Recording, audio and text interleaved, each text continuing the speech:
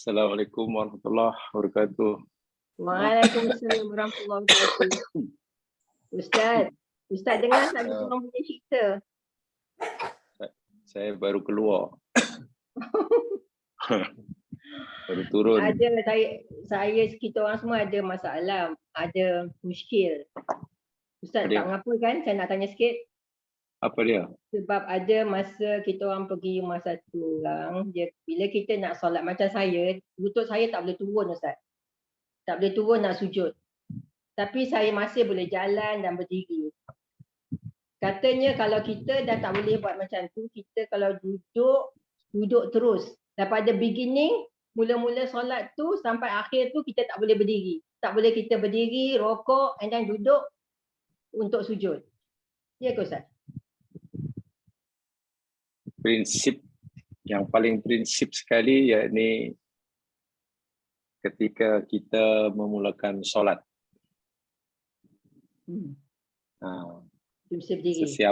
Sesiapa yang mampu berdiri walaupun 1 minit, siapa yang mampu berdiri walaupun 1 minit, hendaklah ia memulakan solatnya dengan berdiri. Alhamdulillah. Takbiratul ihram tu berdiri, kemudian terus duduk. Boleh. Duduk. Tapi masa takbiratul ihram mesti berdiri bagi yang mampu berdiri. Itu rukun. Tapi Ustaz, kalau kita boleh berdiri, boleh rukuk, hanya sujud je tak boleh. Boleh kita berdiri balik and... Bukan. Sujudnya duduk. Duduk. Duduk di atas kursi boleh. Jadi kalau boleh berdiri, berdiri, rukuk pun berdiri, sujudnya sambil duduk atas kursi. Boleh lah. Tapi ni kata tak boleh. Dia kata Nabi tak pernah tunjuk yang bila dia masa Nabi jatuh tu kan, Nabi duduk atas on the floor, Nabi tak ada berdiri lagi. Tu Nabi tak boleh berdiri kan? Ya, saat itu dia berdiri. Kita orang nak membantah pun susah sebab dia so adamant dengan pendapat tu. Kalau ada macam tu, mesti Nabi ada tunjukkan macam tu, dia kata. Keadaan seseorang berbeza dengan orang lain apabila bab sakit. Sakit Nabi tentu tak sama dengan sakit umatnya. Kalau ada 10 orang, mungkin 10 jenis penyakitnya. Jadi sakit itu tak boleh jadi ukuran, kecuali sakitnya sama 100%. 10 orang semua sakitnya lutut semuanya dan sama. Itu mungkin boleh jadi ukuran. Jadi kaidah asal, jadi hanya nak start sembahyang, takbiratul ihram, yang mampu berdiri mesti berdiri walaupun hanya 1 minit. Sampai itu duduk. Lepas itu duduk sampailah boleh teruskan solat sampai duduk. Bukan daripada awal kita duduk. Ya? Kecuali tak boleh berdiri. Ya. Orang yang tak boleh berdiri langsung, mulai takbiratul ihram duduk. Tapi yang bagi mampu berdiri, yang mampu berdiri, mulakan takbiratul ihram dengan berdiri. Selepas itu duduk. Hingga salam. Hingga salam. Itu saja. Hanya kalau dia jamaah, salat duduk atas kursi, bila memulakan solat dengan berdiri, maka adalah diluruskan kakinya dengan orang sebelah. Kaki kita lurus dengan orang sebelah. Bukan kaki kursi, kaki kita. Kaki kita. Kalau dalam jamaah lah. Tapi kalau memulakan solat dengan duduk, yang diluruskan dengan kaki orang sebelah, kaki kursi. Jadi kursi agak ke depan. Faham? Kursi agak ke depan soft. Sebab kaki kursi kena lurus dengan kaki jamaah sebelah. Itu kalau kita mulakan solat dengan duduk atas kursi. Tapi kalau kita mulakan solat dengan berdiri, kemudian nanti duduk atas kursi, masa berdiri itu yang lurus dengan orang sebelah kaki kita, bukan kaki kursi. Jadi kursinya ke belakang. Kita. Itu. Ustaz lagi satu Ustaz, boleh tak kita ikut, tak tahulah saya ikut Miss, imam yang duduk atas kursi. Kita tak duduk atas kursi, kita boleh solat biasa. Sunnahnya sebetulnya innama ju'ila imamu liyutamma bih. Sesungguhnya imam itu diadakan untuk diikuti semua gerak-geriknya. Dari hadis itu sehingga ada pendapat menyatakan, dalam hadis yang lain dinyatakan, fa'idha shalla qa'iman fasallu qa'imin. Bila imam salat berdiri, salatlah kamu dengan berdiri. Fa'idha shalla qa'idan, jika imam salat dengan duduk, maka makmum pun disuruh salat dengan duduk. Itu pendapat yang pertama. Jadi bila imam katalah dari awal salatnya duduk, maka makmum di belakang pun disuruh salat sambil duduk, walaupun mereka boleh berdiri. Kan? Jadi makmum ni ikut imam. Katalah Pak Imam tak boleh berdiri. Katalah Pak Imam tak boleh berdiri, tapi ingin jadi imam juga. Jadi tentulah solatnya sambil duduk. Kan? Duduk. Jadi bila imam solatnya sambil duduk, daripada awal maksud saya, bukan daripada pertengahan, daripada awal duduk, jadi makmum kena disunatkan duduk juga. Itu yang pendapat pertama, karena berdasarkan hadis imam itu diadakan untuk diikuti. Pendapat yang kedua, kerana solat ini berdiri itu rukun bagi yang mampu, maka makmum tetap berdiri solatnya walaupun imam duduk. Sedangkan masuk hadis, solatlah imam itu diadakan untuk diikuti itu dari segi rukun-rukunnya. Jadi kalau imam tak mampu, makmum mampu, ya makmum kena buat untuk yang mampu.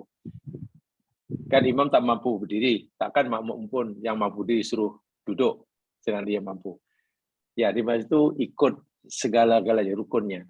Imam rukuk, kita rukuk, i'tidal, sujud. Itu maksudnya.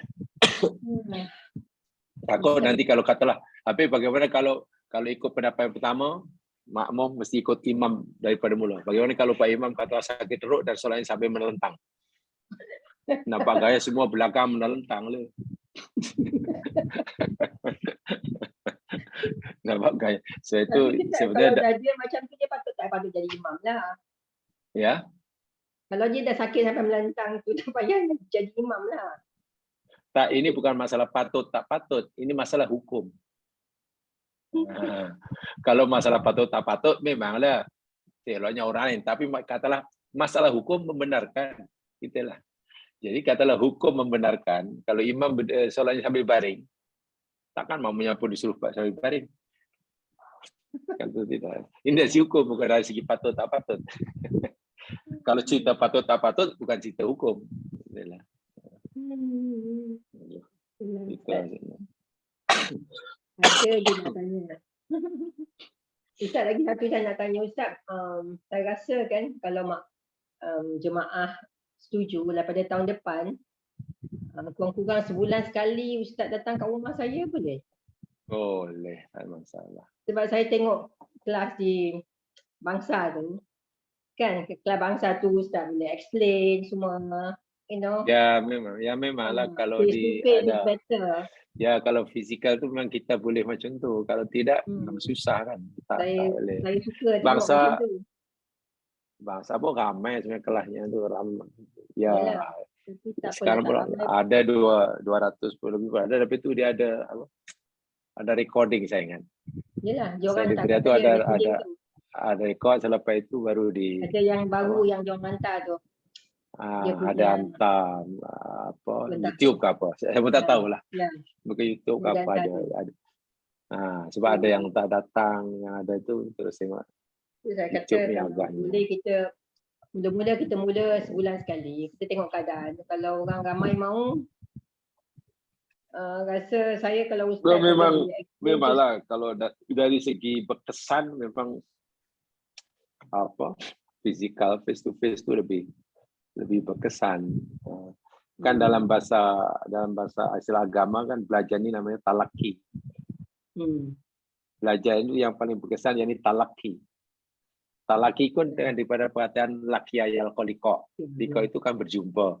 Jadi memang fisikal.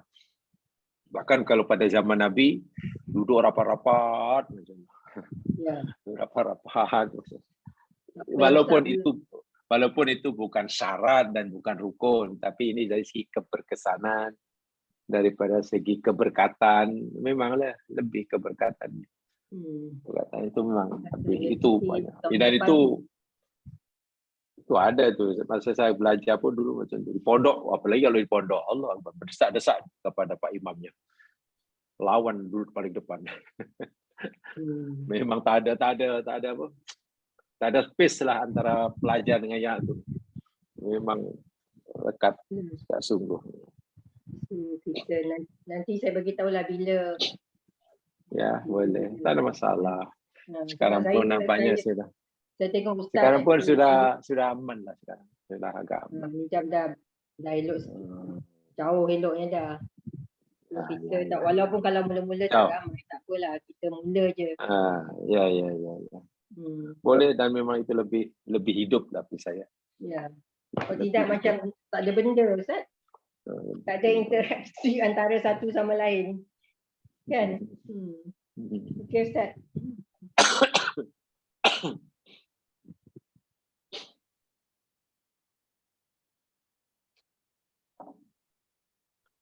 Bismillahirrahmanirrahim. Alhamdulillahirabbil alamin wa bihi nasta'in ala umurid dunya waddin. Allahumma shalli ala Muhammad wa ala ali Muhammad. Rabbi shrah li sadri wa yassir li amri wahlul 'uqdatam min lisani yafqahu qawli.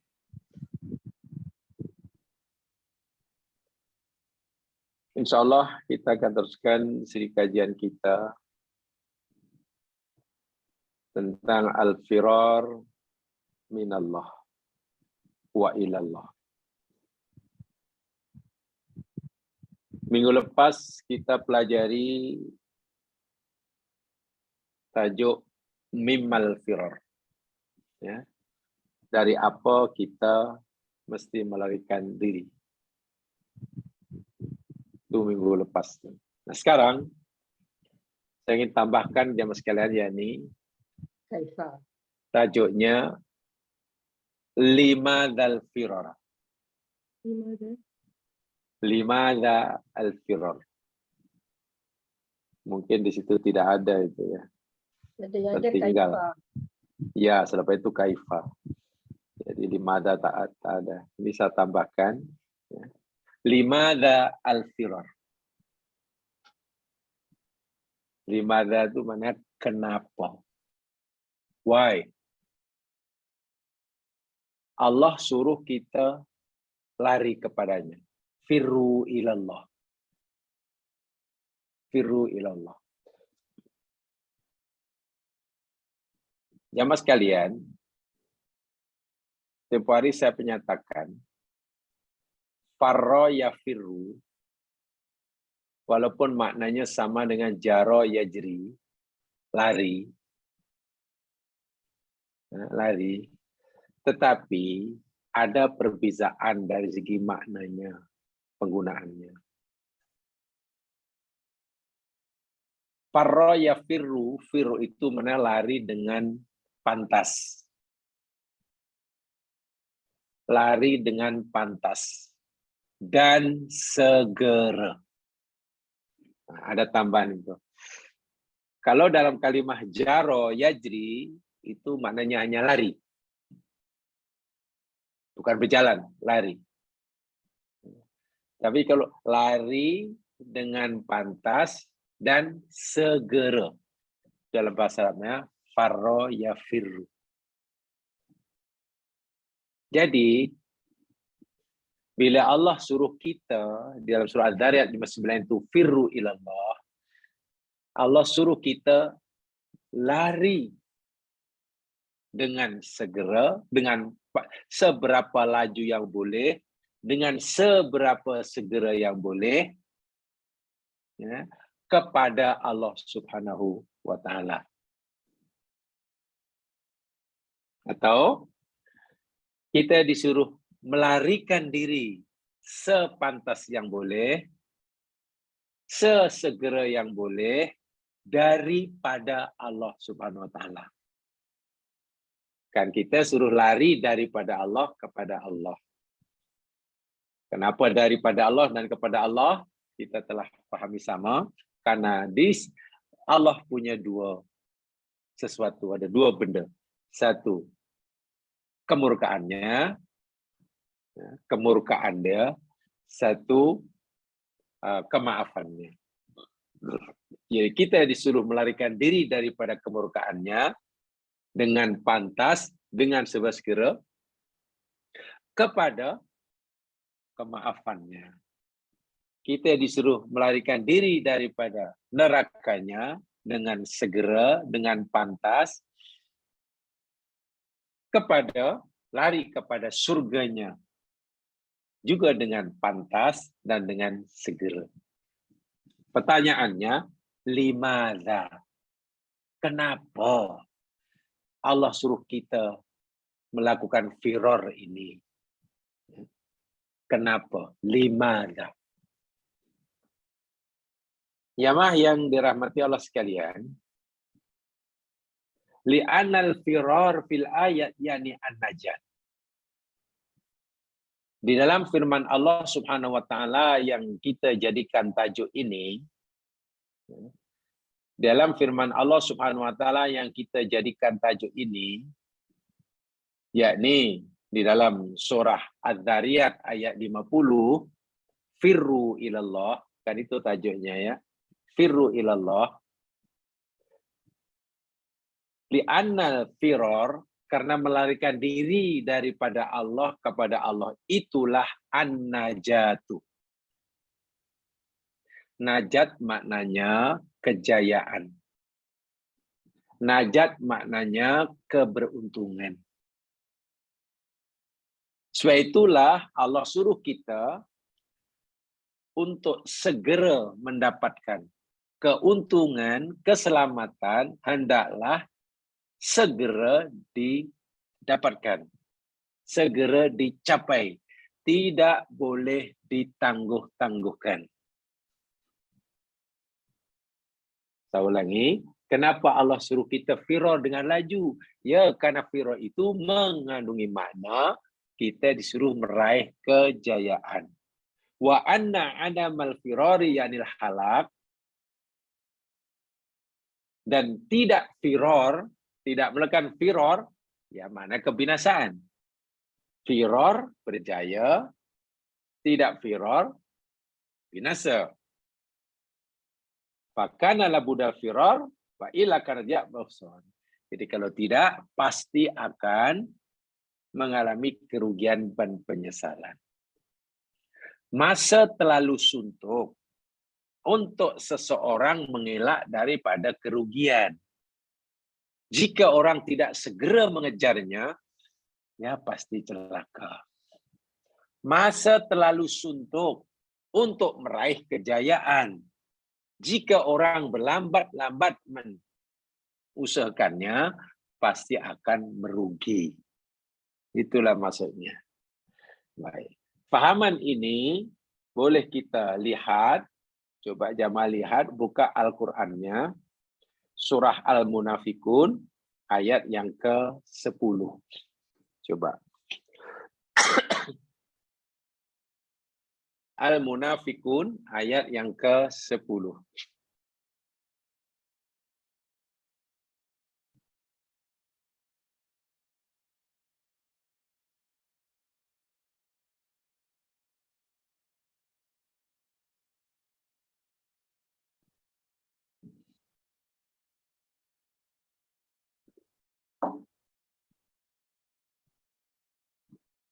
Sudah jumpa? Al-Munafikun ayat 10.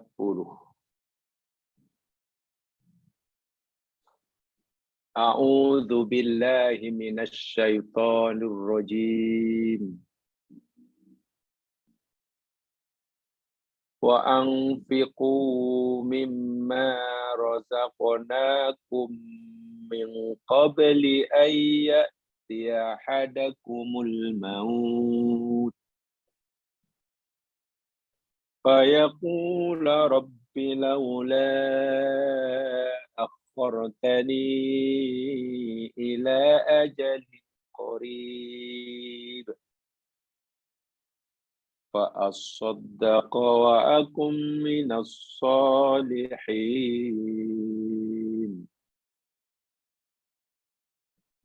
وأنفقوا dan nafkahkan oleh kamu min sebahagian, namanya min tab'id.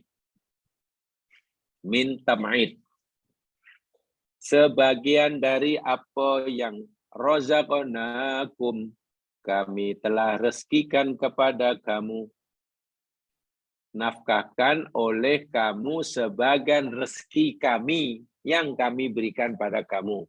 Kami betul-betul ayat ini. Bila masa kita disuruh menginfakkan rezeki Allah yang Allah berikan pada kita itu pun tak semua, hanya sebagian. Min qabli ayatiya ahadakumul maut. Daripada sebelum datang kepada seseorang kamu oleh kematian. Sebelum datangnya kematian.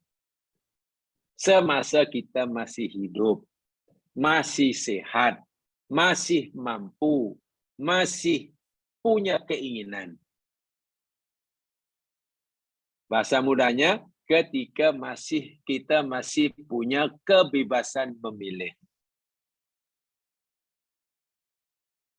Kenapa Allah suruh kita infakkan sebelum datangnya kematian?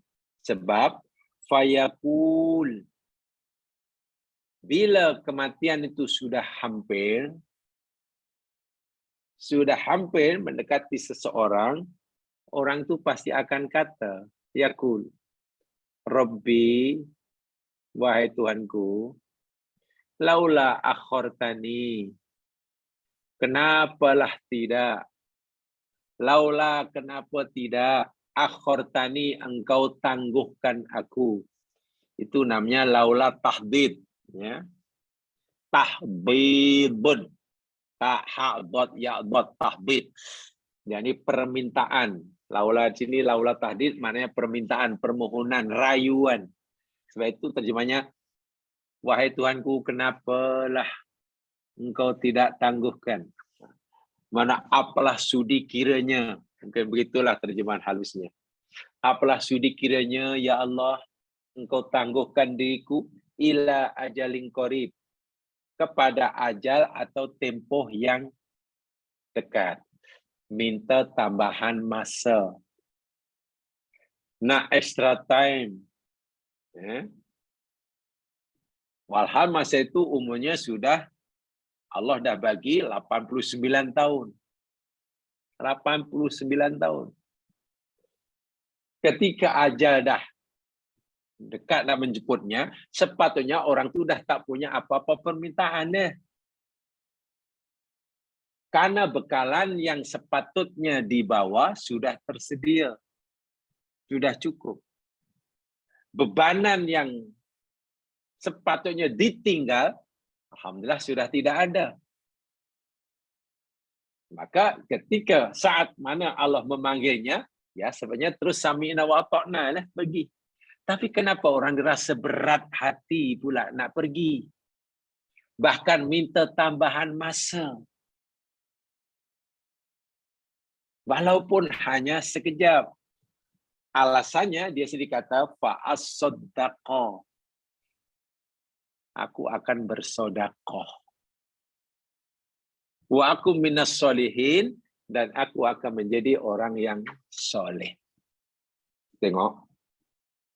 Inilah sebabnya kenapa Allah suruh kita lari dengan segera. Karena tadi saya katakan, ya, kecelakaan sudah hampir menimpa kita. Jika kita tidak segera melarikan diri daripadanya, habislah kita. Apa kecelakaan itu? Ajal sudah dekat, sementara bekalan yang sepatutnya dibawa belum ada. Itu kan kecelakaan namanya. Itu kan kerugian itu. Ajal sudah dekat, sementara bekalan yang perlu dibawa belum ada. Coba, mana ada kerugian dan kecelakaan yang lebih besar daripada seperti ini? Tidak ada. Tidak ada. Sebab itulah Allah segera sebelum ajal tiba. Sebab bila tidak firor, maknanya tidak dengan segera, terlepas daripadanya keberuntungan, menimpa ke atasnya kebinasaan dan kerugian. Tiba-tiba waktu itu 1 jam sangat berharga.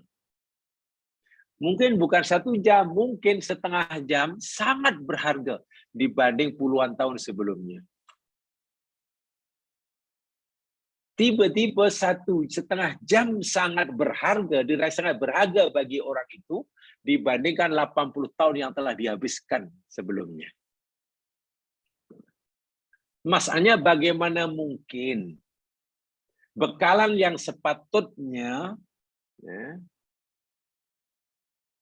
telah dimiliki dan diusahakan selama 80 tahun, bagaimana mungkin ia dapat memenuhi bekalan tersebut dan ia hendak melakukannya hanya setengah jam? Tidak mungkin kan? Coba kalau dia telah mengusahakan bekalan itu selama 80 tahun supaya umurnya. Relax. Lahan, sikit. Ibarat basuh baju kotor satu dibasuhnya, satu lagi kotor sana. Ya tak adalah. Ini tak timbul. Akhirnya segunung baju kotor, masa untuk membersihkannya tinggal 15 menit. Mampu ke? Atau masa sudah habis, kewajipan awak untuk basuh baju sebanyak ini tinggal 5 saat. Jika gagal, dihukum umpamanya. Mana mungkin? Itulah mengabaikan firor, maknanya akan tertimpa orang itu kebinasaan. Tengok, bukankah ayat yang ke-10 surah Al-Mulk ini Allah memberitahu kita bagaimana suatu saat waktu yang hanya sekejap dirasai sangat berharga bagi seseorang. Seorang yang mana nih? Seorang yang selama ini mengabaikan firor, yang tidak dengan pantas, yang suka tangguh-tangguh, yang suka rileks, yang suka sambil lewa. Sesaat. Tapi apakah Allah kabulkan permintaannya? Tidak. Dalam ayat 11 itu ada jawaban dia. Ayat selepas ini kan jawabannya lah. La yu'akhirullahu nafsan idza jaa ajaluha. Allah sekali-kali tidak akan tangguhkan ajal seseorang apabila telah tiba. Tak. Minta sesaat pun tak diberikan. Inilah alasan kenapa firor itu wajib. Kenapa melarikan diri daripada azab Allah, daripada kemurkaan Allah? Kenapa melarikan diri menuju pengampunan Allah ini? Wajib disegerakan. Tidak boleh ditunda-tunda. tidak boleh sambil lewa, tapi dilakukan sepantas yang boleh dan sesegera yang boleh. Karena inilah, jika kita leka, tadi saya kata tadi, kerugian yang menimpa kita. Contohnya ayat ini. Contohnya ayat ini. Jadi kalau lihat ayat ini, jemaah sekalian, kita boleh bayangkan begini ya. Satu di antara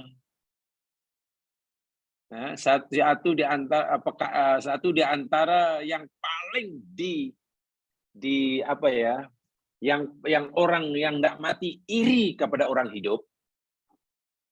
Saya ulangi, ada sesuatu yang sangat diirikan oleh orang yang tidak mati daripada si hidup. Jangan pikir orang yang tidak mati itu tidak iri kepada yang hidup. Ada. Apa yang paling diirikan orang yang tidak mati atau orang yang tidak mati dan orang hidup? Waktu. Kesempatan. Ya.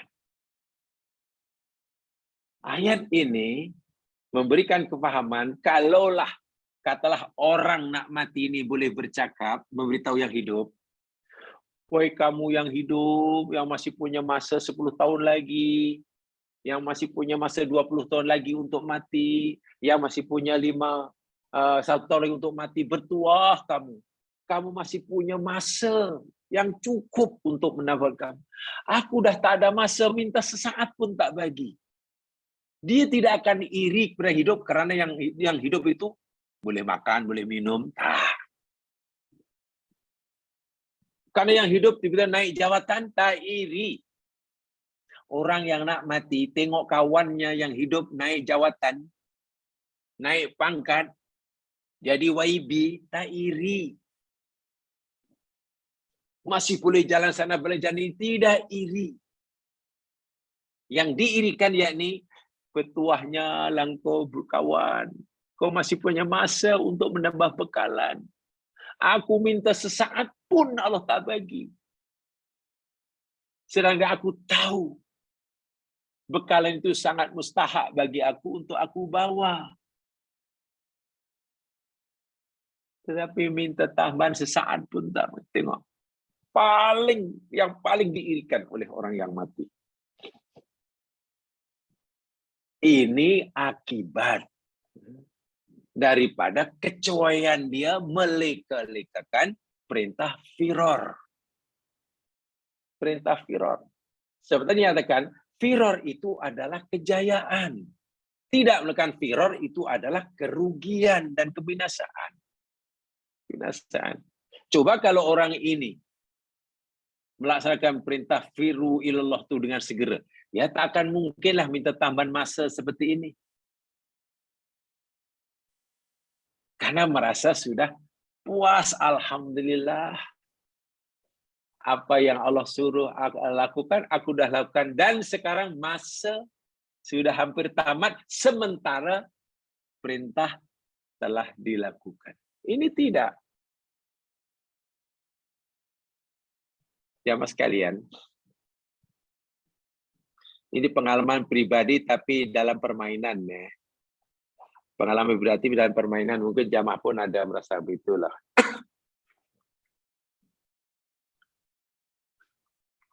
Saya yakin semua kita pernah mengalami ya. Kalau dalam pemeriksaan, di bilik pemeriksaan dahulu masa si pelajar, kan menjawab pertanyaan dalam pemeriksaan itu masanya dihadkan ya. Satu subjek mungkin berapa? 2 jam. Ya 2 jam, 2,5 macam itulah.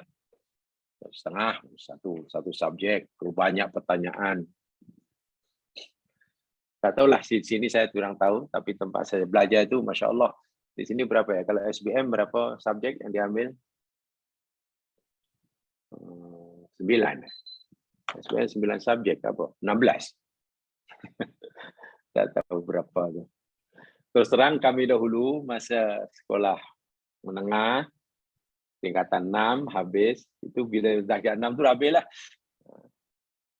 6 tahun sekolah rendah, 6 tahun sekolah menengah. Ujian akhir itu terus terang sekolah kami dahulu ada 34 subjek. Jadi perusahaan berhari-hari. Belum Safawi. Safawi itu lisan. Ujian lisan. Wah, itu paling menakutkan. Jadi 34 subjek. Satu subjeknya biasa 1-2 jam. Nah, jadi berhari-hari lah. Katakanlah masa 2 jam untuk menjawab soalan pemeriksaan. Lalu kita manfaatkan saat pertama, kita akan sia-siakan. Kita jawab satu-satu. Katalah ada sekian soalan, 20 soalan dah siap, tapi masa masih ada, ya kita boleh cek baliklah. Boleh cek balik, tengok lagi, senang. Karena kita dah puas hati, ya bolehlah. Bolehlah kita serahkan tu kertas jawapan. Walaupun masa masih ada, tenang. Tapi coba, jika masih ada 10 pertanyaan, soalan yang belum kita jawab, sedangkan masa tinggal 10 minit, kalang kabutnya luar biasa. Begitu masa dah habis, sedangkan masih ada beberapa soal 5 pertanyaan belum jawab, pasti kalau boleh minta tambahan masa. Tapi tak mungkin. Masa berjalan begitu pantas. Jika masih banyak pertanyaan yang belum kita jawab. Itu baru dalam pemeriksaan. Dan kita dah tahulah, dah agak lah. Nanti macam mana result dia. Kalau tak semua soalan dapat dijawab. Kita merasa masa tak cukup. So, masa cukup. Pihak pentadbiran sekolah dah tahu. Soalan sebanyak ini, masa yang sekian ini sudah mencukupi jika kita siap. Ada persiapan, tidak membazirkan masa. Tapi karena kita ini mungkin kurang siap, kurang persediaan, dan mungkin leka, ya jangankan 2 jam, 6 jam pun tak cukup. Itu baru periksaan terasa itu. Dalam permainan demikian juga. Dulu ya lah masih boleh lari, saya dulu main bola. Di Perak saya main bola, di Pahang main bola, kerja di Pahang Perak. Ya Allah, ya Tuhanku, bila kita tertinggal katalah umpamanya 1-0 kau. Ya paling tidak kan Sri. 0. Susah nak balas susah.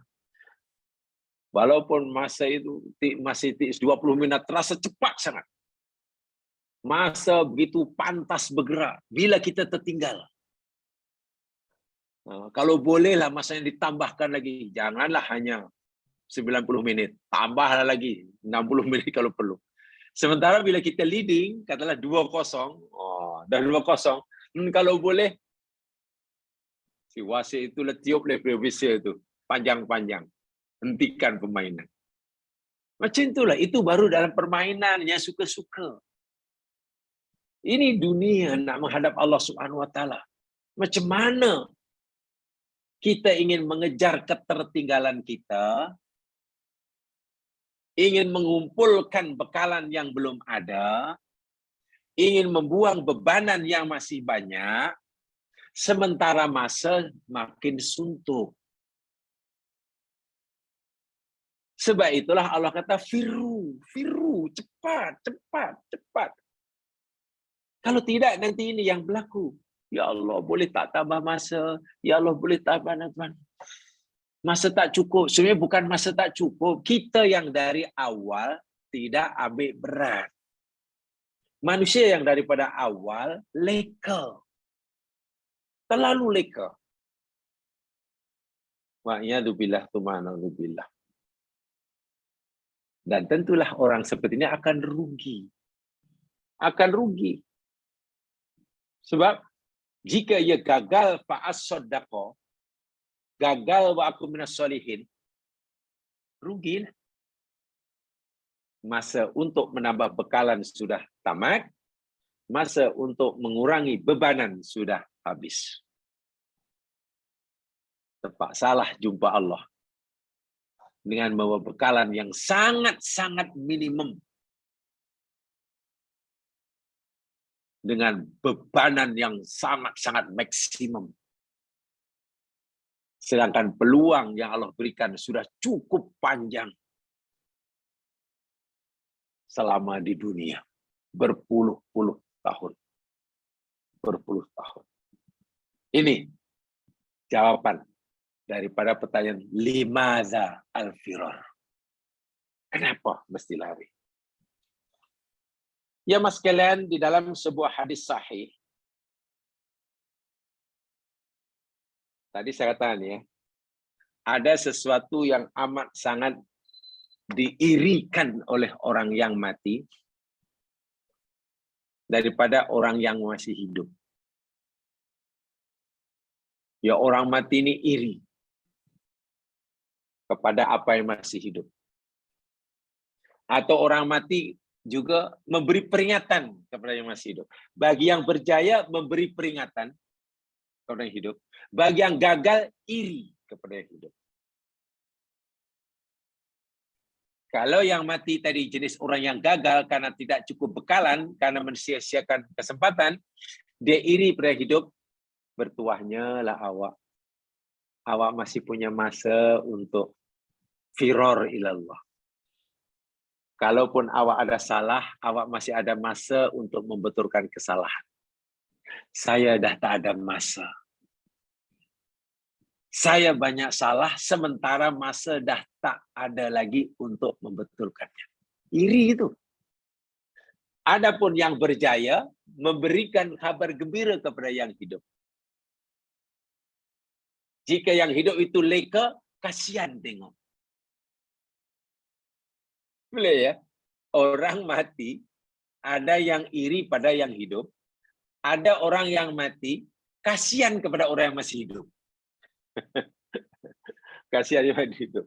Macam mana ceritanya? Begini. Saya ingin bacakan dahulu ayatnya, sebelum nanti kita tunjukkan hadisnya, sebelum nanti kita tunjukkan ayatnya. Hadisnya agak panjang.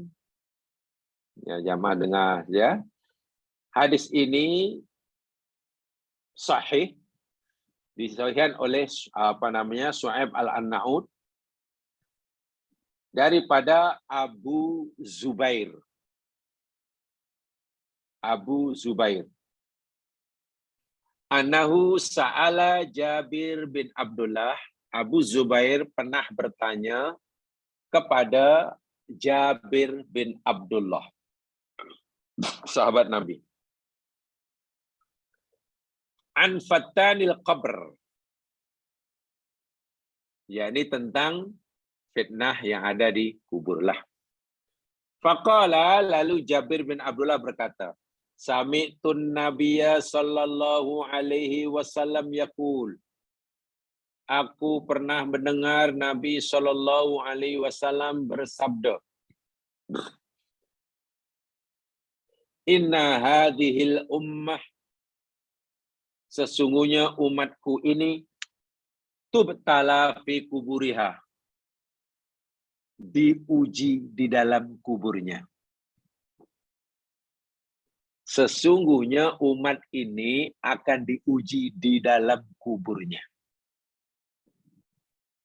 Fa idza udkhilal mu'minu qabrahu, maka apabila orang mukmin dimasukkan di dalam kuburnya, wa tawalla anhu ashabuhu, dan telah berpaling pergi sahabat-sahabatnya yang mengantarnya. Sanak family keluarga sudah balik karena sudah ditanam kan? Ja'a malakun sadidul intihar. Datanglah kepadanya malaikat yang sangat sangat perkasa, sangat gagah. Fayaqul, lalu malaikat ini berkata, Ma kunta taqulu fi hadzal rajul. Wahai hamba Allah, apa pendapatmu tentang orang ini? Apa pendapatmu tentang orang ini? Orang ini maksudnya ini Muhammad Rasulullah. Dihadirkan dan diperlihatkan. Kamu tahu tak orang ini? Menurut kamu siapa orang ini? Fayaqulul mu'min, Jika yang ditanya itu orang mukmin, dia akan berkata, aqul innahu Rasulullah wa abduh. Ya, aku kenal dia. Dia adalah utusan Allah dan dia adalah hambanya. Karena ini orang mukmin, dia utusan Allah dan dia adalah hamba kepada Allah. Fayaqulu lahul malak, lalu malak yang bertanya tadi berkata pada si hamba ini, undur ila maq'adika alladhi kana laka finnar. Lihat, wahai hamba manusia, lihat tempat tinggalmu yang telah disediakan buatmu yang ada di neraka. Qad anjakallahu minhu. Sekarang Allah telah menyelamatkan kamu daripadanya. Allahu Akbar. Bila orang yang dalam kubur itu ditanya oleh malaikat, kenal atau tidak kenal dengan Muhammad bin Abdullah, lalu dia kenal, aku kenal, dia adalah Rasulullah. Aku bersaksi, ia adalah utusan Allah dan hambanya. Lalu malaikat perintahkan orang ini, wahai manusia, lihat tempat tinggalmu yang telah disediakan di dalam neraka. Tuh, teman. Sekarang Allah telah selamatkan kamu daripada neraka itu. Wa abdalaka maq'adaka bimaq'adika alladhi tara minan nar. Dan Allah telah mengganti tempatmu di neraka itu, seperti yang kamu lihat itu, maq'adaka alladhi tara minal jannah, dengan tempat tinggalmu yang ada di surga. Orang ini suruh lihat, tuh tempat kamu di neraka, sekarang kamu sudah diselamatkan oleh Allah dari neraka itu. Dan tempat kamu di neraka, ya Allah silakan, Allah dah ganti. Allah beri kamu ganti dengan tempat kamu yang ada di surga. Fayarahuma kilahuma. Lalu orang ini melihat kedua-duanya. Melihat tempat tinggalnya di neraka yang Allah sediakan. Oh, di situ. Melihat tempatnya di surga. Ya kan? Tapi kan ada diberitahu, Allah dah selamatkan daripada neraka, dan Allah dah ganti dengan di surga. Apa kata si mukmin ini? Da'uni, da'uni, da'uni. Wahai malaikatku, wahai malaikat, tolonglah biarkan aku, beri aku peluang. Da'uni maknanya biarkan aku, beri aku peluang. Ubashir ahli. Biarkan aku, berikan aku peluang untuk memberi kabar gembira pada ahli keluarga. Dia nak beritahu kabar gembira pada ahli keluarganya. Bahwa dia telah diselamatkan oleh Allah daripada tempatnya di neraka, ditukar di tempat surga. Dan ini kabar yang sangat menggembirakan baginya. Dan ia ingin berkongsi kegembiraan ini dengan ahli keluarganya yang masih hidup. Sahabat-sahabatnya yang mengantarnya ke kuburan. Biarkan aku, izinkan aku nak beritahu orang, kata orang. Tengoklah. Fayuqalu lahu, lalu dikatakan pada orang ini, uskun. Hai hambaku, sudahlah kamu duduk diam saja. Uskun. Diam. Ada keinginan untuk memberitahu kegembiraannya di alam barzah. Kerana tempatnya di neraka sudah Allah tukar dengan tempat di surga. Nak beritahu kepada keluarganya, tetapi Allah tak izinkan. Sudah, diamlah. Sudah. Ya, dia tak bagi kabar gembira pada kita. Tapi kita tahu dari hadis ini. Tengok, bagaimana seronoknya orang ini ingin berbagi kegembiraan dengan ahli keluarganya, kerabatnya, atau mungkin sahabat andai taulan yang menghantarnya ke kubur, yang menanamnya beberapa masa yang lalu. Tapi tidak dimana. Uskun, diam. Sudah, diam. ini apa ya? Allahu Akbar. Susah nak bayangkan lah. Susah nak bayangkan. Wa amal munafik, adapun jika orang yang mati tadi, orang munafik. Bukan orang mukmin. Orang munafik ya orang yang ya mensia-siakan peluang yang Allah berikan, atau orang kafir lah. Allah suruh segera taubat, dia tak mau taubat. Allah suruh segera minta ampun, tak minta ampun. Allah suruh dia supaya mendekatkan kepada Allah, malah pergi menjauh. Allah suruh firor ilallah, malah dia pura-pura tak dengar. Adapun orang-orang yang seperti ini, munafik, fayuq adu idza tawalla anhu ahluhu, begitu masuk alam barzah, didudukkan oleh malaikat. Selepas ahli keluarga ataupun handai taulan yang menanamnya balik. Fayuqal, lalu dikatakan kepadanya, ditanyakan macam yang tadi. Ma kunta taqul fi hadzal rajul. Hai kamu manusia, apa pendapatmu tentang orang ini? Apa pendapatmu tentang orang ini? Orang di sini maknanya Nabi Muhammad itulah. Ditunjukkan. Kenal ke tidak? Yaqul, orang munafik atau orang yang tidak firor kepada Allah, dikata, la adri. Tak tahulah, tak kenal.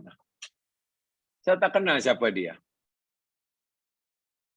Ya, tentu tak kenal lah. Karena di dunia pun tidak mau mengikutinya.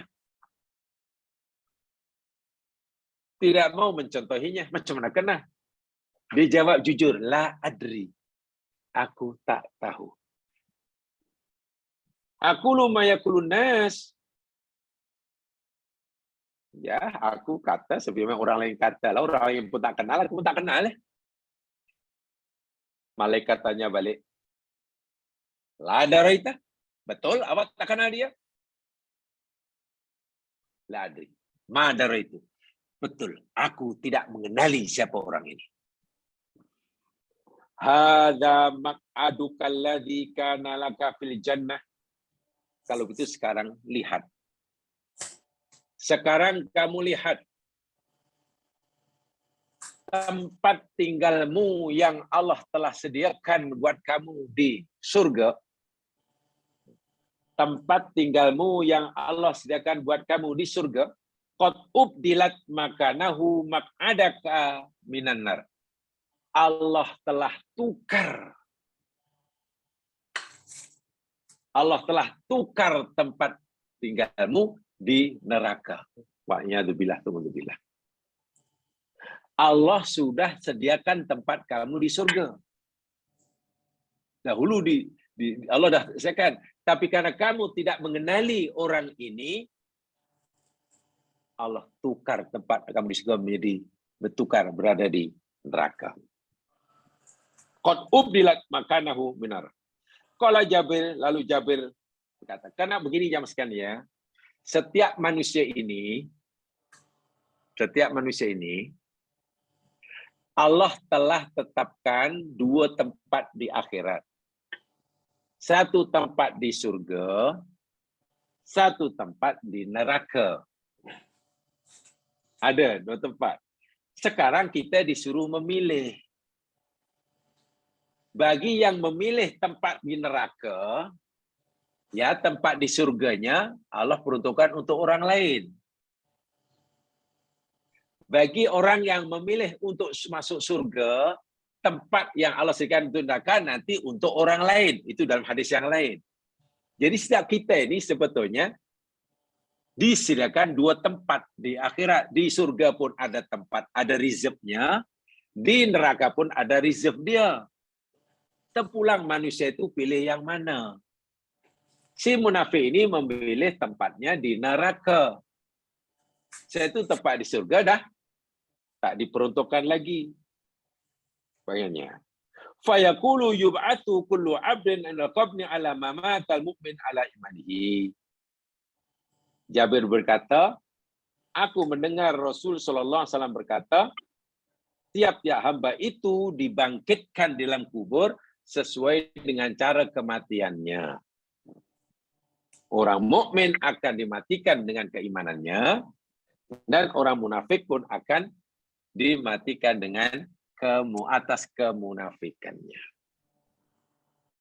Sekarang, apa agak-agak perasaan orang mukmin yang mendapatkan kegembiraan di alam barzah dan ingin berkongsi kegembiraannya dengan ahli keluarganya di dunia, tetapi tidak dibenarkan oleh Allah. Tapi kita tahu karena Nabi beritahu dalam hadis ini, memang kita tak dapat suara daripada tok nenek moyang yang ada di kubur. Tapi kita tahu tok nenek moyang kita yang insya Allah ahli surga di alam barzah itu ingin memberitahu kegembiraannya kepada kita sebagai anak cucunya. Kita yakin itu. Tapi kita tak mendengarnya lah karena mereka tak diizin. Walaupun mereka tak memberitahu pada kita, kita tahu karena dalam hadis ini. Ini bermakna, jika kita yang masih hidup ini tidak segera kembali pada Allah, pasti mereka sedih melihat kita. Bukan iri, sedih, kecewa.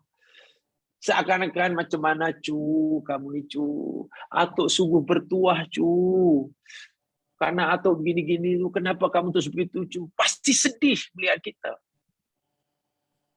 Sedih, kecewa. Itulah. Hiba lebih. Hiba.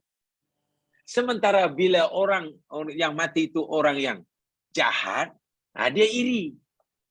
Iri kerana betul lah, awak masih punya masa, saya dah tak ada masa. Walaupun bekalan awak belum cukup, tapi awak masih punya masa untuk tambah.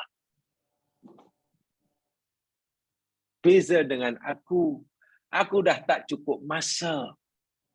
Iri. Iri bukan karena kita kaya, iri bukan karena kita sehat, iri bukan karena kita itu ini, tapi iri karena kita masih punya masa yang boleh kita manfaatkan untuk firor ilallah subhanahu wa ta'ala. Subhanahu wa ta'ala. Coba, bagaimana sedihnya, atau bagaimana hiba, lebih tepatnya hiba ya. Bagaimana perasaan hiba yang dirasai oleh ahli kubur yang bertuah melihat saudaranya atau siapa saja yang di dunia yang masih leka. Yang masih leka. Mari kita lihat di dalam surah Yasin. Lihat surah Yasin.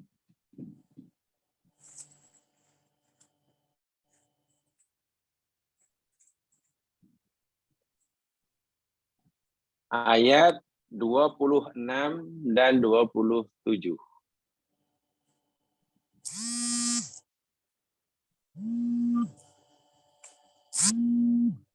Buka Quran, bukan rakit bunga. Merakit bunga nanti saja, buat Quran dulu.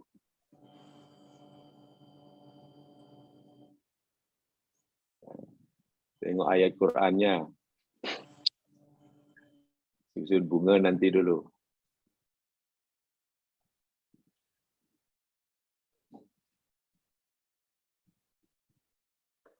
Sudah dalam surah Yasin. Qilat khulil jannah. Qala ya laita qaumi ya'lamun. Bima ghafara li rabbi wa ja'alani minal mukramin. Perhati betul-betul. Ini kisah penduduk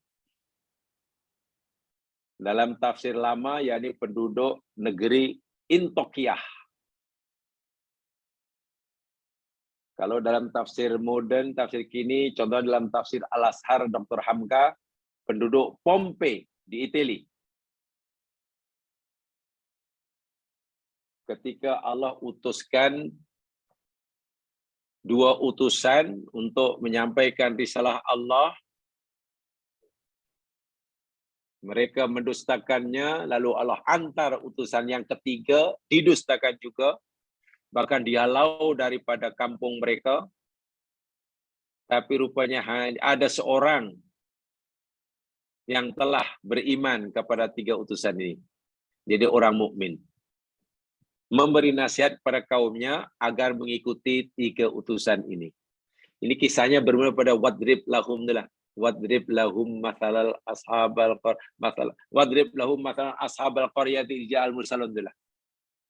Ringkas cerita, bukannya penduduk kampung itu mendengar nasihat kawannya yang telah beriman, malah yang beriman ini pula diugut, ditangkap karena dianggap belot daripada agama atau nenek moyang. Ringkas kata, yang telah beriman ini diikat, ditangkap dan dipaksa untuk murtad balik. Yang beriman ini kuat imannya dan rela mati. Lebih baik mati daripada meninggalkan agama tauhid yang telah dipeluknya. Ringkas kata, ketika orang ini disalib dan dirajam hingga mati,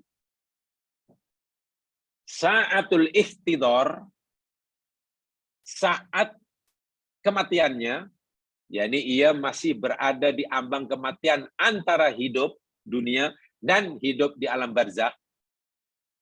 Bahasa mudahnya, kaki sebelah di dunia, kaki sebelah di alam barzakh. Gitulah.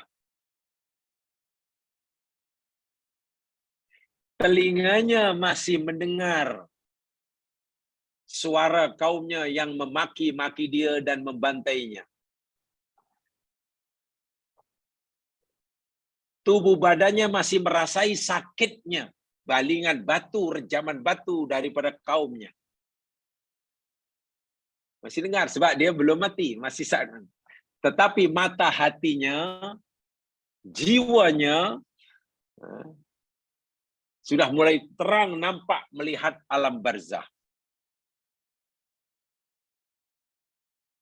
Belum pun mati. Sa'atul ikhtidar. Malakul maut memberitahu, beri kabar gembira pada orang ini. Qilat khulil jannah.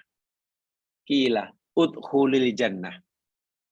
Masuklah kamu dalam surga. Allahu Akbar. Masih dalam sakaratul maut. Sudah dipersilakan masuk surga. Tengok. Masuklah kamu ke dalam surga. Udkhulil jannah. Bukankah ini kabar yang paling menggembirakan? Apa kata orang ini? Qala. Berkatalah ia. Ya kita qaumi ya'lamun. Aduhai jika sekiranya kaumku mengetahui ini semua. Dia ingin mengharap sangat kaumnya yang membaling batu, yang merajamnya itu tahu apa yang dia rasakan. Dapat melihat apa yang dia lihat. Tapi kan tidak mungkin.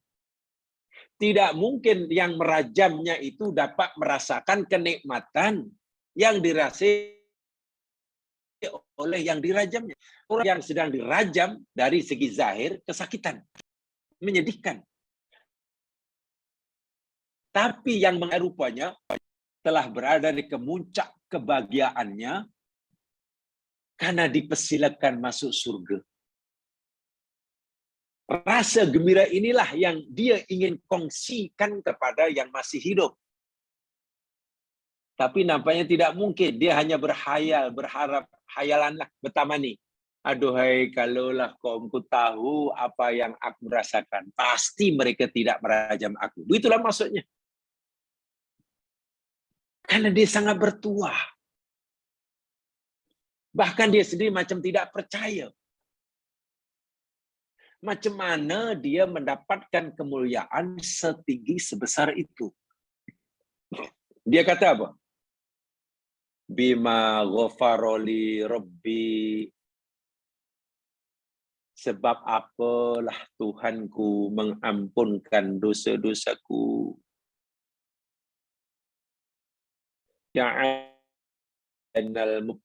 Dan dengan sebab apalah Tuhanku menjadikan aku dari hamba-Nya yang dimuliakan. Tengok. Dia sendiri pun macam tak percaya. Dosaku terlalu banyak. Tapi dengan sebab apa agaknya Tuhanku begitu murah mengampuni dosa yang tidak sedikit. Bukan sekadar dosaku diampunkan. Malahnya, bahkan aku diberikan kemuliaan setinggi ini. Dia sendiri pun tak tahu bima. Bima, sebab apa? Sebab dia mungkin hanya merasa amalnya terlalu sedikit. Berpuluh tahun dia kafir, jamaah sekalian. Berpuluh tahun kafir. Kan masalah itu memang kafir. Dan baru kenal Tuhan yang Maha Esa, baru kenal bahwa Tuhan itu hanya satu, Allah saja berhak disembah, ketika ada 3 utusan datang ke kampungnya. Berdakwah. Menjelaskan Tuhan yang sebenarnya itu hanya satu, la ilaha illallah. Lalu dia percaya. Kan baru di hari sebelumnya. Semua kaumnya kufur, dia memilih untuk iman walaupun dia tahu risikonya akan berhadapan dengan kaum sendiri dan akan mati dibunuh, dan betul. Jadi kalau dia dari segi mata kasar cara memahami dari segi zahir, ya Allah, amalan apa yang pernah dilakukan oleh orang itu? Baru beberapa hari dia mengakui Allah itu Isa dan belum melakukan macam-macam. Sekarang mati, dosanya berpuluh tahun dihapus oleh Allah dan mendapat kemuliaan. Nah, rasa kegembiraan inilah yang dia ingin kongsikan dengan yang hidup. Itulah manfaat yang didapati oleh orang ini karena firar. Lari kepada Allah dengan pantas. Sehingga sempat, bayangkan. Coba kalau dia tidak sempat melarikan diri dari syirik kepada tauhid. Ajalnya sudah dekat tuh. Kita tak boleh bayangkan, yang pasti tak lama lah. Berapa jarak masa antara dia memeluk agama tauhid dengan mati dirajam oleh kaumnya. Ya pasti yang pasti bukan puluhan tahun lah. Mungkin hanya beberapa hari. Maknanya ajal makin dekat. Tapi dia bijak.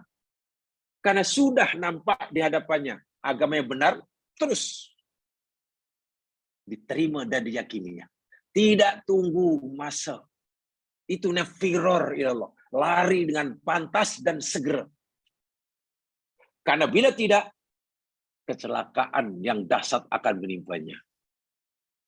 Berkat firar ilallah dengan segera, kebahagiaan dan kemuliaan. Ini contoh. Ingin buat si akhirnya tengok. Walaupun boleh katakan, jumpa Allah bermodalkan iman. Dia belum buat apa-apa, buat itu, belum buat ini kan. Dosa diampunkan, makom dimuliakan, dan dia ingin berkongsi kemuliaan ini, nikmat yang besar dirasai ini, semasa mati itu, kepada yang hidup. Tapi nampaknya tidak boleh. Akhirnya dia hanya bertamani, berangan-angan. Dia hanya kata, ya laita qaumi ya'lamun, ya laita qaumi ya'lamun. Aduhai, jika sekiranya kaumku mengetahui apa yang dia sedang rasai ini. Itu kan namanya tamanni. Tamanni. Jadi jamaah sekalian,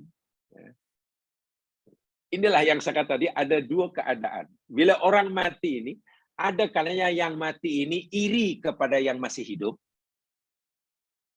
Kenapa iri? Karena rupanya betapa bernilainya kesempatan itu. Betapa bernilainya umur itu.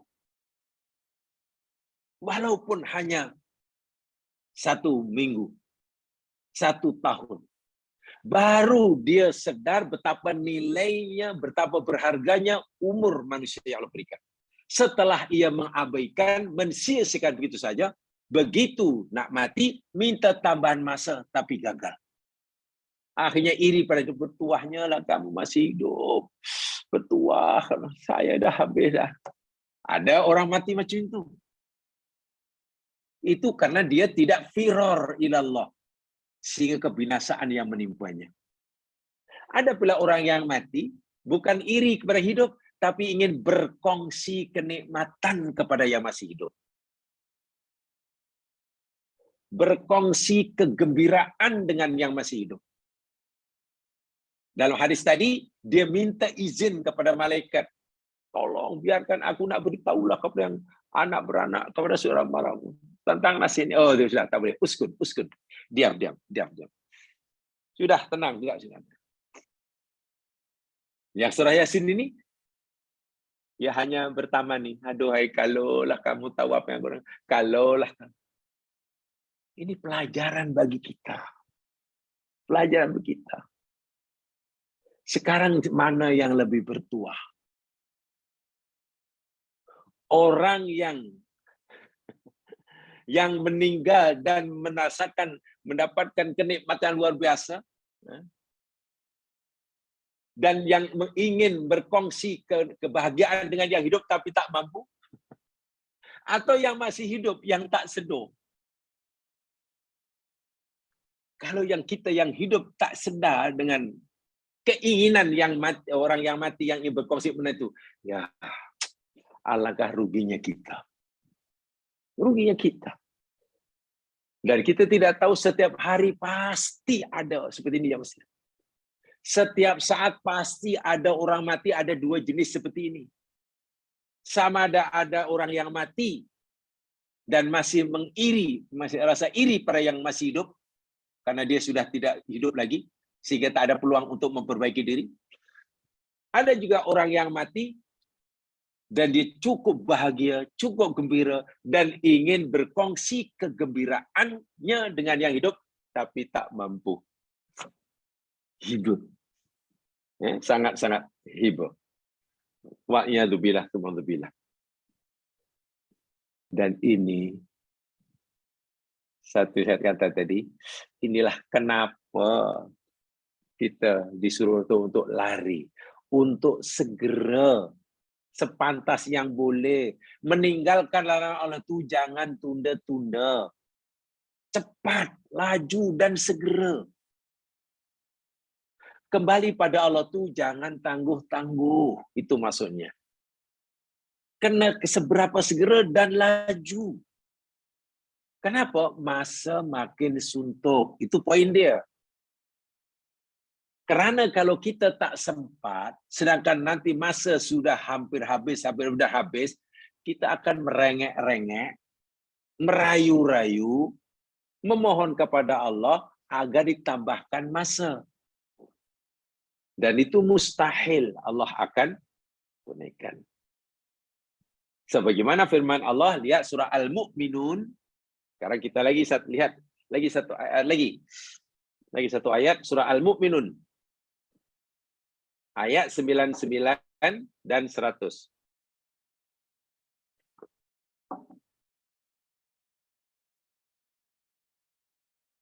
Al-Mu'minun 99 dan 100.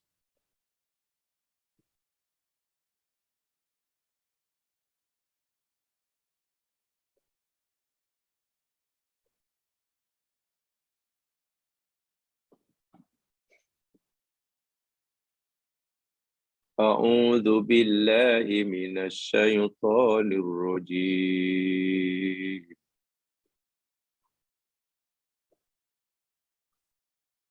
Hatta idza jaa ahadahumul maut qala rabbi rji'un. Sehingga apabila telah datang akan seorang daripada mereka oleh kematian, dia akan berkata, Rabbi, wahai Tuhanku, irji'un. Ya Allah, kembalikan aku, ya Allah. Bila nak mati, nak pindah ke alam barzah, dan dia tak mau. Ya Allah, kembalikan dulu ke dunia lagi, ya Allah. Tangguhlah, tangguhlah. Jangan sekarang. Tangguhlah esok ke, minggu depan ke. Jangan sekarang. Rabbiji'un, Rabbiji'un. Alasannya apa? La'alli a'malu solihan fima tarakt. Supaya aku boleh beramal soleh. Amalan yang aku telah tinggalkan. Ya Allah, kembalikan semula. Ya Allah, tangguhkan. Supaya aku boleh beramal soleh yang selama ini aku tinggalkan. Sepatutnya amalan itu aku dah buat. Tapi aku cuai. Ada benda-benda yang sebenarnya aku dah buat, tapi aku belum buat. Belum sempat buat. Sekarang masa dah habis, boleh tak tambah masa? Allahu Akbar. Apa jawaban Allah? Tegas sekali. Kalla, kalla, kalla. Tidak. Kalla, tidak sama sekali. Innaha kalimatun huwa qailuha. Sesungguhnya ianya, yakni Rabbirji'un, Rabbirji'un, Rabbirji'un, itu adalah kalimatun, kalimat ucapan, huwa dia qailuha yang akan terus mengucapkannya. Maknanya mereka akan terus kata Rabbirji'un, Rabbirji'un, tapi tak dilayan langsung. Maknanya itu bilang.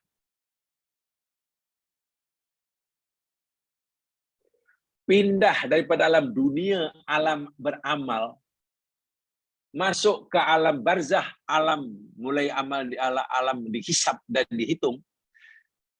Ucapan terakhir yang dikatanya Rabbirji'un, Rabbirji'un, Rabbirji'un, itu kan penyesalan yang tak ada penghujungnya. Itu kan kekecewaan yang tidak ada tolok bandingannya. Wa min waraihim barzakh. Sedangkan di belakang mereka barzah. Mana sesudahnya itu adalah barzah. Barzah itu mana sempadan. Dinding, tembok. Yang mendinding membatasi antara alam dunia dan alam akhirat. Ila yaumi yub'atsun, berada di alam barzah itu hingga hari mereka dibangkitkan. Jadi alam kubur bukan alam akhirat. Alam kubur juga bukan alam dunia. Alam kubur yakni alam sempadan. Alam dunia bukan, alam akhirat pun belum. Namanya barzakh. Barzakh itu pendinding, penghalang, pembatas. Jadi orang masuk alam kubur mana masuk di alam perbatasan. Akhirat belum, dunia pun sudah berakhir. Tetapi lebih mirip kepada alam akhirat. Nah, dari segi kemiripannya, alam barzakh ini lebih mirip kepada alam akhirat, pada alam dunianya.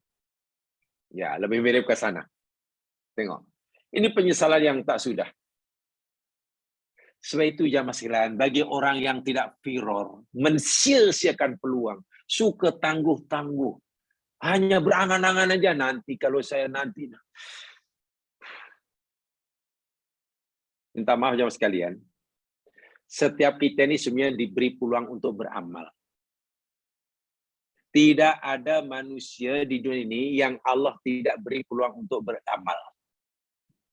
Suatu peluang untuk beramal tidak perlu menunggu, karena sentiasa ada.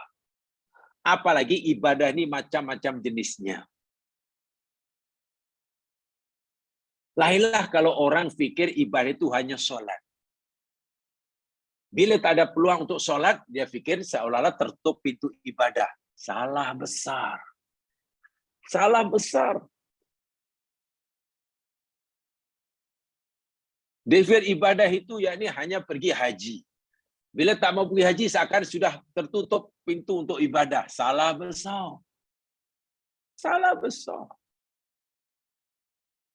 Saya pernah sampaikan dan saya yakin jamaah juga pernah mendengar di akhirat Nabi pernah memberitahu nanti di surga ada orang. Aku pernah melihat salah seorang penghuni surga ini, berjalan ke sana kemari, berjalan ke sana kemari keriangan, kegembiraan. Happy itulah, ada orang di surga dulu jalan sana jalan. Sahabat bertanya, ya Rasul, siapa orang itu? Begitu masuk surga itu satu hal. Ini gembiranya luar biasa di surga. Apa amalan yang dilakukan? Apa jawaban? Oh, dahulu masih di dunia, ia memotong ranting kayu. Jadi ada pokok kayu yang ranting dia, dahan dia menjulur ke jalan. Bahasa mudah menutupi, menghalang orang yang nak lalu. Kalau bahasa sekarang lah. Jadi tak selesa lah, orang lalu lalang tak selesa. Lalu dia potong dengan niat nak memberi kemudahan kepada orang lalu lalang. Itu pun ganjarannya luar biasa di surga. Bila orang itu masuk surga, nanti ada ganjaran plus di sana.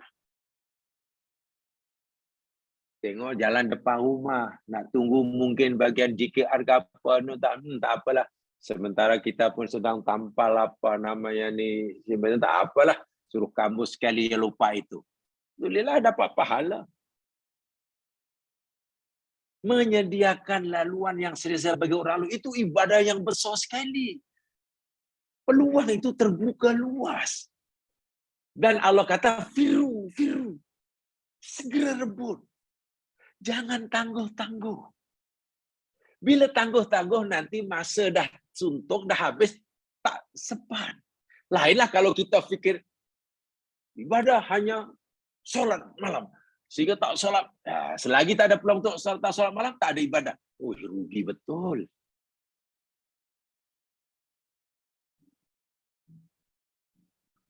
Ingat hadis Nabi, walaupun perlu difahami dengan baik. Hadisnya panjang dan hujung Nabi kata, tabassumuka fi wajhika laka sedekah. Senyummu di hadapan saudara kamu, teman kamu, itulah sedekah. Senyum pun sedekah. Jumpa kawan dengan wajah berseri, itu pun sedekah. Dan sedekah itu ibadah. Walaupun hadis itu perlu dijelaskan. Bermakna, ruang untuk beribadah, ruang untuk kembali pada Allah sangat luas. Peluangnya sangat banyak, sangat luas. Tapi kalau kita tak mengambilnya, ya berlalu begitu sajalah. Apalagi kita meremehkannya. Rasa-rasa kalau hanya ibadah macam itu, kecil. Nah, kecil pun kalau kita tak mampu buat, kan rugi. Kita ingin buat yang besar-besar, tapi tak mampu buat, pun sia-sia juga. Keinginan melakukan ibadah yang besar-besar, tapi tak pernah buat pun. Ada peluang untuk buat yang kecil, tak mau. Dia kata kecil, tak buat juga. Jadi mana bila firornya? Mana firornya? Firor itu kena lari dengan segera, dengan pantas. Coba saya tunjukkan hadis yang mudah-mudahan menjadi peringatan kepada kita. Hadis ini daripada Abi Hurairah radhiyallahu anhu. Dan nilai sahih oleh Nasiruddin Albani. Anna Rasulullah sallallahu alaihi wasallam marra bi qabrin. Suatu hari ketika Nabi sedang berjalan melalui sebuah kubur, tanah pekuburan. Atau lalu di kawasan yang di situ ada kubur seorang. Lalu Nabi bertanya pada sahabat yang menyertai rombongan Nabi, Man sahibu hadzal qabri? Ada yang tahu tak di antara kamu siapa penghuni kubur ini? Man sahibu hadzal qabr? Siapa ya yang ditanam di sini? Faqalu, lalu sahabat pun kenal. Kenal. Lalu jawab, fulan, fulan. Dia harus, oh fulan, si fulan. Si fulan, si fulan. Apa Nabi kata? Rok'atani ahabba ila hadha min baqiyati dunyakum. Kamu tahu tak? 2 rakaat salat sunat maknanya, lebih dicintai oleh orang ini dalam kubur ini daripada cintanya kepada seluruh dunia dan isinya. Coba apa maksudnya? Maksudnya, jika sekiranya orang dalam kubur inilah disuruh memilih, wahai kamu yang dalam kubur, pilih satu di antara 2 yang akan membahagiakan kamu di alam barzah ini. Dunia dan isinya kah, atau diberi pulang untuk sholat 2 rakaat? Orang dalam kubur ini, kata Nabi, pasti akan memilih sholat 2 rakaat. Tengok. Orang ini sampai menyesal ibaratnya. Kalaulah dulu aku sholat 2 rakaat, kan nasibku mungkin lebih baik daripada sekarang. Iya. Rok'atani khafifatani mimma tahkiruna wa tanfulun. 2 rakaat yang ringan, yang kamu sering mengabaikan, menganggap remeh, dan kamu tidak mau melakukannya. Yaziduhuma hadza fi amalihi, akan menambahkan amalnya, bekalannya di akhirat dalam kuburnya. Ahabba ilahi min baqiyati dunyahum, lebih disukai daripada harta benda yang ditinggalkannya. Tengok. Walaupun hanya 2 rakaat. Mafhumnya apa? Orang dalam kubur, walaupun dia, katalah jamaah, sudah ada bekalan, ia kecewa dan menyesal. Karena kenapalah sholat sunatnya kurang.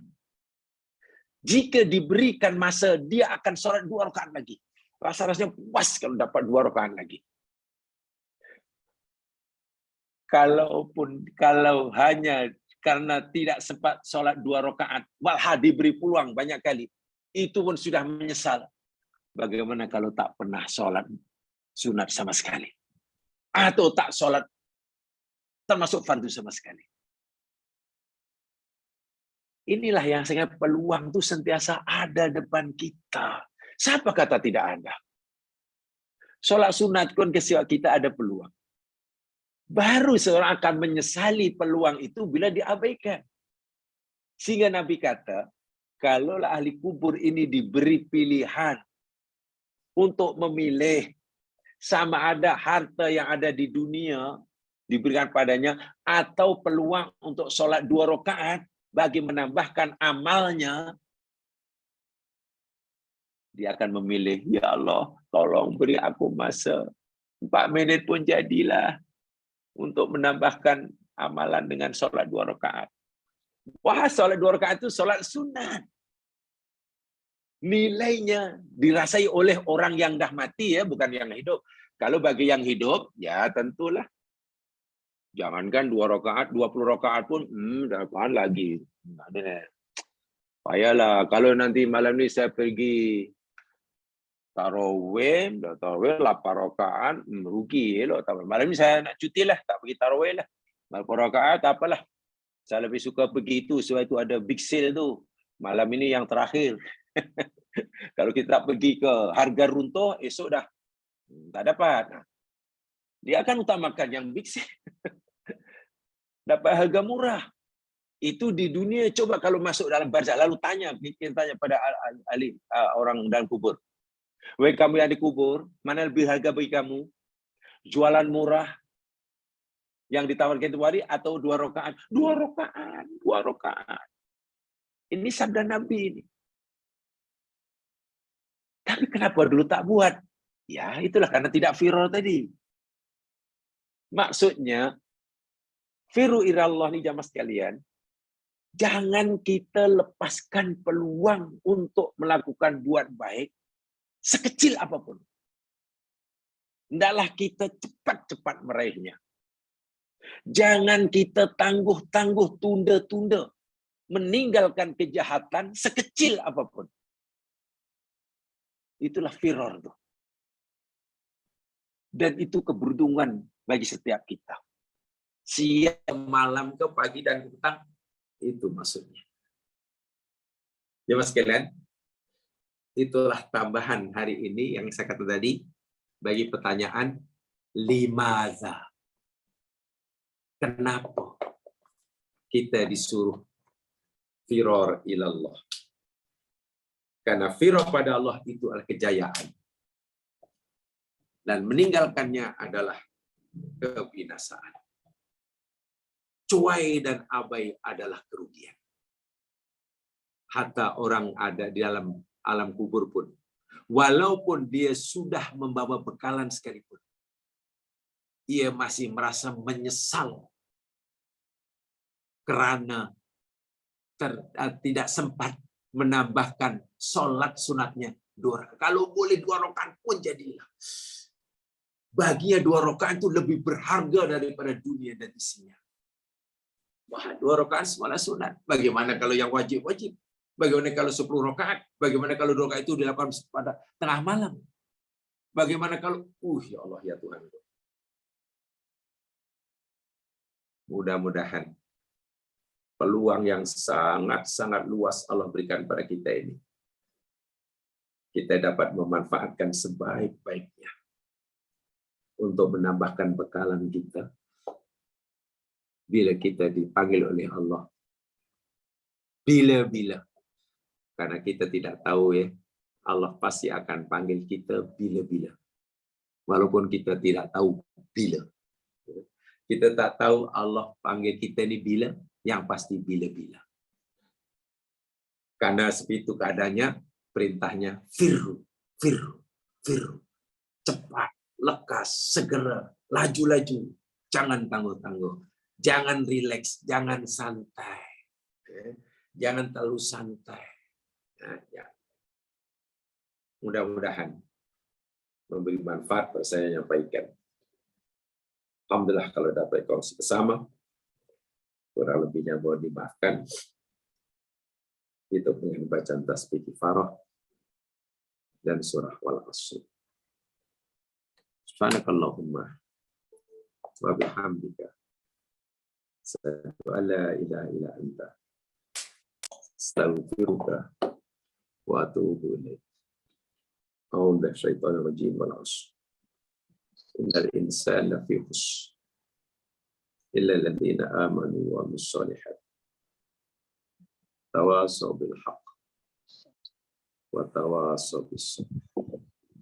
Assalamualaikum warahmatullahi wabarakatuh.